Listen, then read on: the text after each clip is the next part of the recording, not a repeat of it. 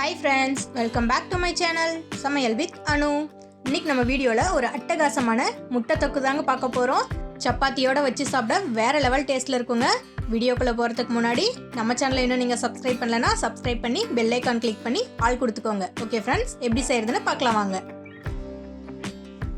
பேன்ல 4 table spoon அளவுக்கு oil சேர்த்திருக்கேங்க. Oil நல்லா heat ஆயிடுச்சு, தாளிச்சிக்கலாம். 1/4 ஸ்பூன் அளவுக்கு கடுகு, கூடவே ஒரு பிஞ்ச் அளவுக்கு சோம்பு சேர்த்துக்கலாங்க. நல்லா பொரியட்டும். அடுத்ததாக இதில் கருவேப்பிலை, மல்லி ரெண்டையும் சேர்த்து 1 கப் அளவுக்கு சேர்த்துக்கலாங்க. இதுவும் பொரிஞ்சதுக்கப்புறம் ஒரு பச்சை மிளகா, 1 கப் அளவுக்கு சின்ன வெங்காயம் பொடியாக நறுக்கினது இதையும் சேர்த்து வெங்காயம் நல்லா கலர் சேஞ்ச் ஆகிற வரைக்கும் வதக்கிக்கலாங்க.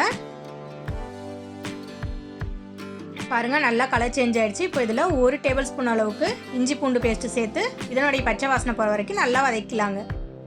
பாருங்கள், ரெடி ஆகிடுச்சு. அடுத்ததாக ஒரு பெரிய சைஸ் தக்காளி இதையும் சேர்த்து லைட்டாக மிக்ஸ் பண்ணி விட்டுட்டு நம்ம எப்பவும் போல் தக்காளி நல்லா வதங்கிறதுக்கு ஒரு பிஞ்ச் அளவுக்கு உப்பு சேர்த்து தக்காளி நல்லா மேஷ் ஆகிற வரைக்கும் வதக்கிக்கலாம். பாருங்கள், நல்லா வதங்கிடுச்சு. அடுத்ததாக இதில் ஸ்பைசஸ் சேர்த்துக்கலாம். 1 ஸ்பூன் மிளகாய்த்தூள், 1 பிஞ்ச் மஞ்சத்தூள், 1 ஸ்பூன் மல்லித்தூள், 1/2 spoon garam masala, 1/4 spoon pepper powder. அவ்வளோதாங்க. இது எல்லாம் சேர்த்து ஸ்பைசஸோட பச்சை வாசனை போகிற வரைக்கும் நல்லா வதக்கிக்கலாம்.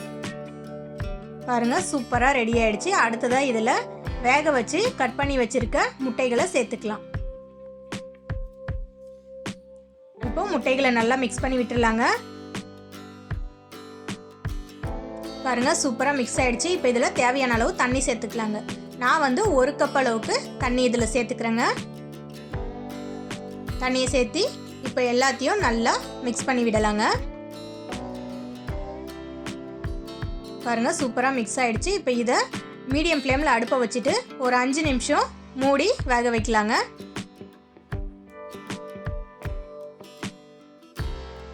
அவ்வளோதாங்க, எடுத்து பார்க்கலாம். பாருங்கள், நல்லா கொதிச்சிருச்சு. இப்போ இதில் 1 ஸ்பூன் அளவுக்கு உப்பு சேர்த்துக்கலாங்க. உப்பு சேர்த்து நல்லா மிக்ஸ் பண்ணி விடலாம். அவ்வளோதாங்க, சூப்பரான முட்டை தொக்கு ரெடி ஆயிடுச்சு. இதை சப்பாத்தியோடையோ இல்லை ரசம் சாதம், சாம்பார் சாதத்தோடையோ வச்சு சாப்பிட சூப்பராக இருக்குங்க.